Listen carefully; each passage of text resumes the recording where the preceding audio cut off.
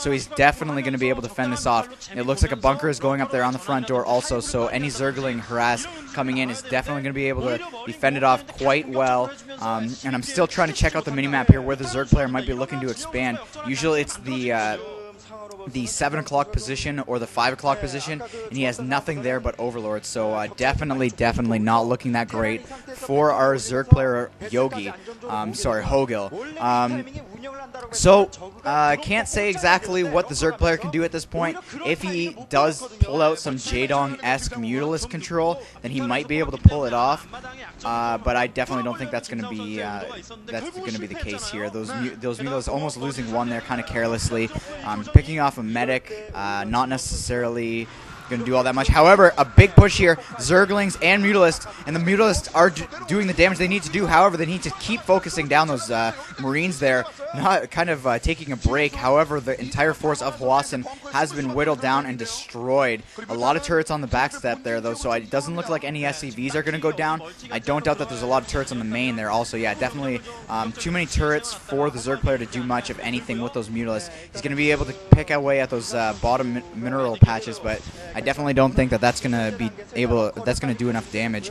A third hatchery, I have to mention, has gone down at that 5 o'clock position, so he's going to be able to get himself back into this game if he can continue this harassment. He's actually picked off quite a few SCVs, a lot more than I expected, and there is one of the two twins. I'm going to say that's Yarnak. So Yarnak just kind of looking on there. Not a lot of mining drones, though, I have to say. I think there's actually a mineral patch missing from being mined at the main base, and more than half are not being mined at the natural. So not that great of an economy for the Zerg player, and the Zerg player looking to take down these turrets. I'm not sure this is the greatest idea. Losing one Mutalisk there, one of them is extremely badly damaged. Picking off what he can, he gets 2 turrets and 2 Marines at the cost of damaging every single one of his Mutalisks, I have to imagine, and also losing a couple there in the process. So he's definitely going in here, losing another Mutalisk, picking off 1 turret, 1 Marine, 1 SCV, another Marine. He's doing a good job at stacking, I have to say. Usually stacking doesn't do all that well because you can just click on 1 Mutalisk and all your Marines will focus that one down. And Hogil leaving these larvae just kind of chilling in that creep, not doing much of anything. And the force of Hwasin has been built up enough that he feels like he can push out. It looks like he's going to force Hogil into a position where he needs to build more attacking units. He's already got 3 sunken colonies on the front door, and now he's picked up his mining capabilities. It looks like he's going to switch into lurker tech here. However, he does have those 3 sunken colonies on his front door of his natural, which will protect his natural and his main. However, his second expansion over on the right side there is definitely completely vulnerable here. Going to lose an Overlord and a Zergling in the process there. Apparently that Overlord poops Zerglings because I don't think he has the drop upgrade quite upgraded yet. So that Zergling kind of just came out of the Overlord's arse there. Yeah, so it looks like Hwasin is definitely going to make a move on the map here. Not looking good for Yogi the Bear. Yeah. What is going on here? I don't understand. Oh, he's hiding his Hydralisks. There we go, morphing into lurkers now. However, I think the ones that he needs to morph are those ones there. He should have moved them to the back and morphed them. I guess he wouldn't have been able to defend, in all honesty. That hatchery definitely melts to Marine fire, and a couple of Marines are staying back just to pick off the larva, just, I don't even know, to throw it in Hogil's face.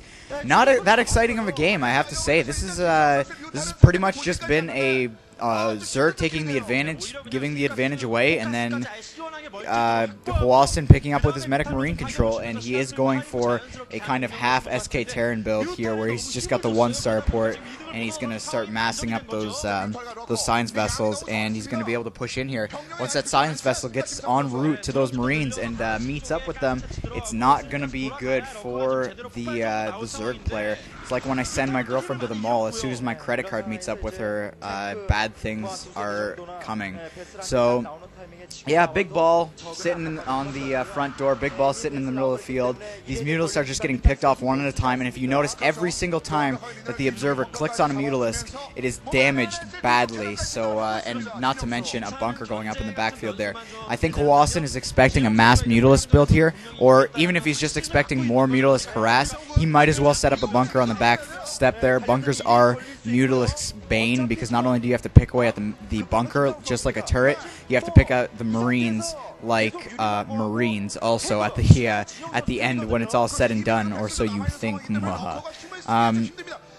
Anyways, this is not looking good.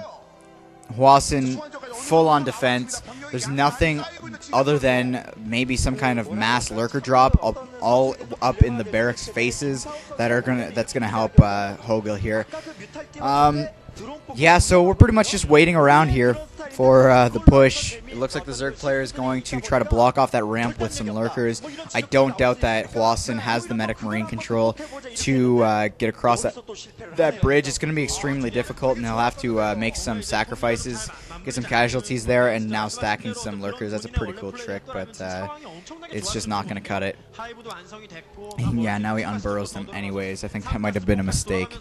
Anyways, just before these guys are about to push in here, I want to give a shout out to Caffeine Free, who made a mention about the size of my genitals just recently, and it was kind of an offensive thing, but shout out to him anyways, because he's a baller, and because we played hide and go seek on the vent channel, and every time we got in the same channel, whoever was it just screamed at the other one, and it was like a 60-second game, but it was baller and it was badass. I definitely recommend that game.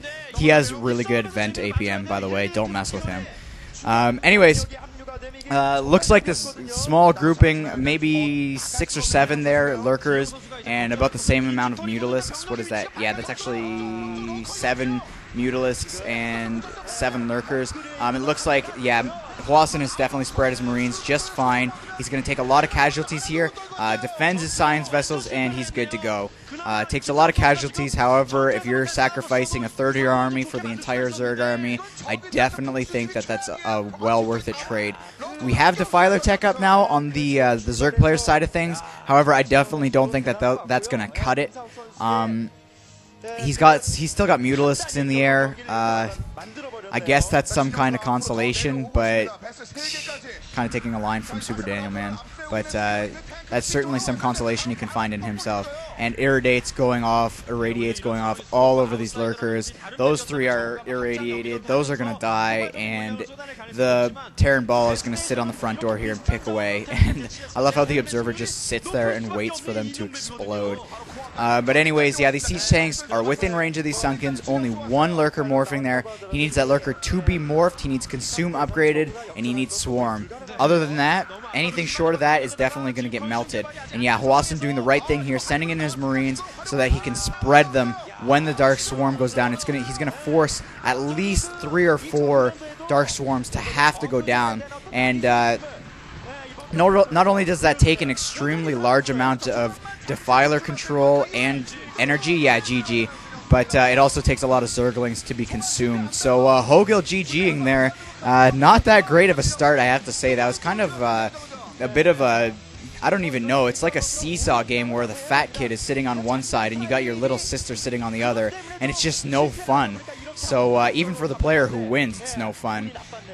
So anyways, somewhat of a GG, I have to say, and I'll see you guys in the next set. 오히려 뮤탈로 꼭 가야 된다는 생각을 버리고 처음부터 러커로 입구 조이면서 멀티 못하게 시간 끌어주고 폭탄 드랍하는 이런 전략으로 끌고 나왔으면 김상 선수가 유리했을 텐데 너무 뮤탈에 올인하다 보니까 테란에게 시간을 주는 그런 상황이 돼버린 겁니다. 진영수에게 시간을 줬을 때 어떤 경기 결과가 나온다는 것을 보여줬습니다. SS올과 하이트 스파키 오늘 첫 번째 경기 진영 선수와 김상욱 선수의 경기였습니다. 김상욱 선수 초반에 상대편의 전략을 막아낸 것까지 좋았습니다만 그 이후의 아쉬운 모습을 연달아 노출하면서 진영수가 김상욱을 잡고 먼저 1대0으로 앞서갑니다. 이제는 두 번째 세트입니다. 잠시 후에는 신의 정원 김현우 선수와 문성진 선수의 경기가 펼쳐집니다. 잠시 후에 돌아오겠습니다.